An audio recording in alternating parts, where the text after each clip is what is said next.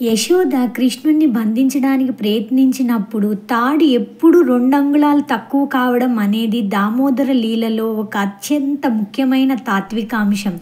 ఆచార్యులు ఈ 2 అంగుళాలను 2 ముఖ్యమైన విషయాలకు ప్రతీకగా వివరిస్తారు.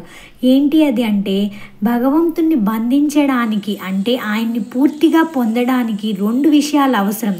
కానీ ఫస్ట్ యశోద కేవలం 1 మాత్రమే పాటించింది. అందువల్ల ఆమె విఫలమైంది. 2 అంగుళాలు దేనికి ప్రతీక అంటే, మొదటి అంగుళం భక్తుని ప్రయత్నం.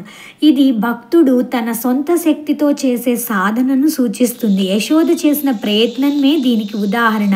ఆమె కృష్ణుని పట్టుకోవడానికి పరిగెత్తింది. ఆమె అలసిపోయింది, చెమటలు పట్టాయి. ఇంట్లో ఉన్న తాళ్ళన్నిటినీ తీసుకొచ్చింది, వాటిని ఒకటిగా ముడేసింది. ఇదంతా ఆమె చేసిన ప్రయత్నమే. కానీ మన సొంత ప్రయత్నంతో మాత్రమే భగవంతుణ్ణి పొందలేము, ఆయనను బంధించలేము. మనం ప్రయత్నం ఎంత గొప్పదైనా అది ఎల్లప్పుడూ కొంచెం తక్కువగానే ఉంటుంది.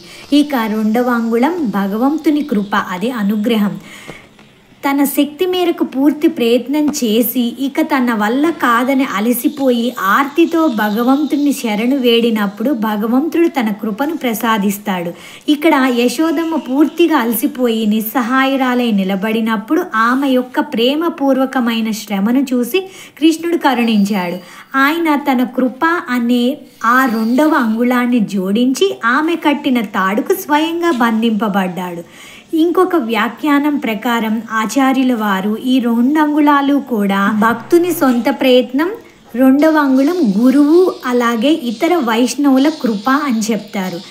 మన సొంత సాధనతో పాటు గురువు యొక్క ఇతర భక్తుల ఆశీర్వాదం కూడా తోడైనప్పుడు మాత్రమే మనం భగవంతుని అనుగ్రహాన్ని పూర్తిగా పొందగలుగుతాం. అలాగే ఇంకో వ్యాఖ్యానం ప్రకారం ఆ 2 అంగుళాలు నేను, నాది అని చెప్తారు.